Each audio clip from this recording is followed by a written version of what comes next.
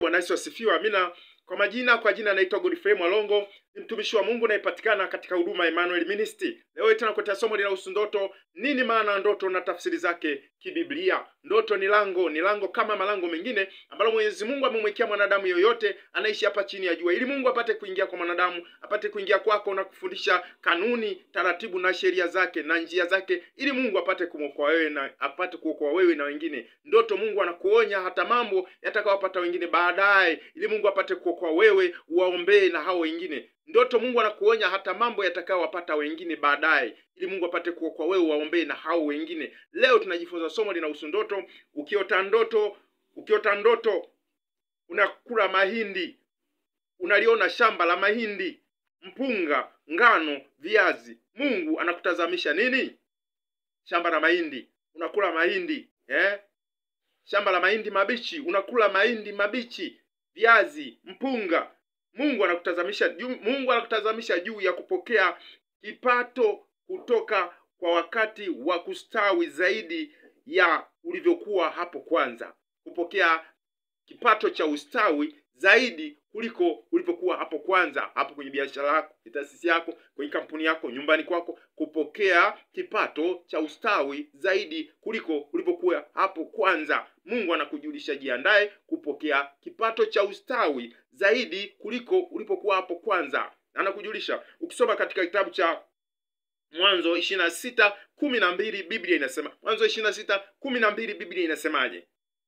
Isaka akapanda mbegu katika nchi ile, akapata mwaka ule vipimo 100 kwa kipimo kimoja. Bwana akambariki, na mtu huyo akawa mkuu, akazidi kustawi hata akawa mkuu sana. Akawa na mali ya kondoo na mali za ng'ombe na watumwa wengi. Hao Wafilisti wakamuhusudu, wakamuonea wivu. Unaingia kipindi unaenda kupata ustawi, unaingia kipindi cha kupata ustawi zaidi kuliko ulivyokuwepo hapo kwanza. Isaka akapanda mbegu, Biblia inasema, katika nchi ile, akapata mwaka ule vipimo 100 kwa kipimo kimoja. Vipimo 100 kwa kipimo kimoja. Alipanda moja akavuna 100. Unaingia kipindi, unaingia msimu kwenda kupata ustawi zaidi kuliko ulivyokuwepo hapo kwanza.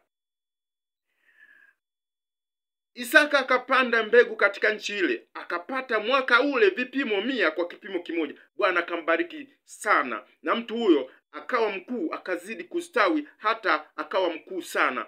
Akawa na mali na kondoo na mali na ng'ombe na watumwa wengi. Wafilisti wenyeji wa mji wakamuhusudu, wakamuonea wivu, wakamchukia. Omba rehema, omba toba.